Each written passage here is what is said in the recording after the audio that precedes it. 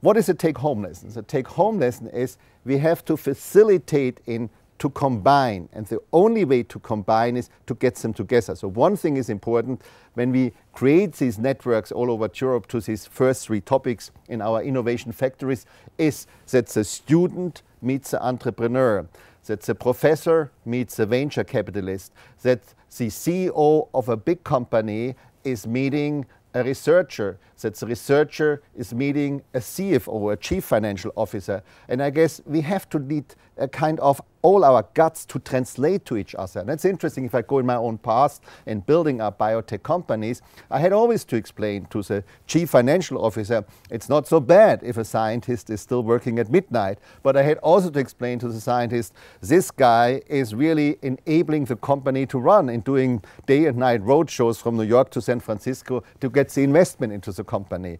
And I think to the pharma guy who comes in and doesn't understand that the early company still does not have huge revenue, you have to explain that you live for some time from the investment. And that's important. I think that he, as a pharma engineer, participates sometimes at a roadshow. So it is this cross-fertilization of the field which has nicely grown in these centers like Boston, San Francisco and others, where you would say it just comes naturally. It's like, you know, if you start up about difficult problems, for example, how to raise children, if you think too much, I guess we all know it's going wrong. And I guess we have to get a familiar mindset in innovation, that this becomes more naturally, that these different parties talk to each other.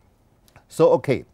The EIT has been implemented. I think I understand, because you belong to our younger board members, you feel it has gone much too slow. I feel it is going in a decent pace, but I agree we should go faster. But one thing we have achieved, we only existed since September 2008. By the way, when we first time met, it was a day when Lehman Brothers went bankrupt. So I will never forget this, because it was this contrast. And I guess also when Lina, me and some of the younger board members said, well, the entrepreneur has to be in the center. Remember, we were even amongst our board colleagues facing a lot of skepticism. They said, gee, we have heard enough, and you see what has happened to Lehman Brothers, you know, and you know, they are all the same, I think. So we had a learning curve in realizing our unique strategic positioning is in this knowledge triangle to put the entrepreneur in these knowledge factories, our KICs. So we have implemented the 3 KICs. They are up and run.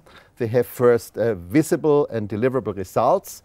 And I guess, as you nicely said, we are not just a money giver, we are like an intelligent venture fund, and we are an entrepreneurial endeavor by ourselves. We are learning from the KICs, and I guess every day is a learning curve. How to overcome Brussels bureaucracy, how to overcome national bureaucracy, how to get university professors not to be bad-mouthing students who become entrepreneurs, rather being proud of them. And I think in this learning curve, in this exchange, and we have not only now established a so-called KIC forum, where these KICs come with their CEOs and their people once per month to Budapest. We also organize every second month conferences where we are coming together. And every time now I go to these conferences, and every time I'm now at these first 2 KIC forums which are taking place, I see that we are more and more speaking a common language, and that even professors who I think still were insisting that they are entitled a professor on their name shield, I said we take off all the professors, we take off all the doctors,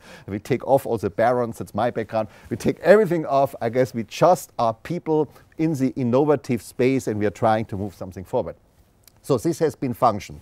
What we need to become better is, like a good venture fund, is to make smart decisions. When do we give and invest more in a KIC and less in a KIC? And I think, just to be honest to you, we are working on the tools. I mean, we have to develop new impact factors. I mean, if the KICs would be only traditional science, as I spent 30 years of my life, as you know, I've been over the other side of the Baltic at the Karolinska Institute, I think it would be easy to measure how many science and nature papers per period, and I think you would say you are a great professor, and that some October, you know, the Nobel Committee will call you up if you're doing a great job. But that's not about innovation. I think this innovation is really that we define key parameters where we say the KICs have been really become successful.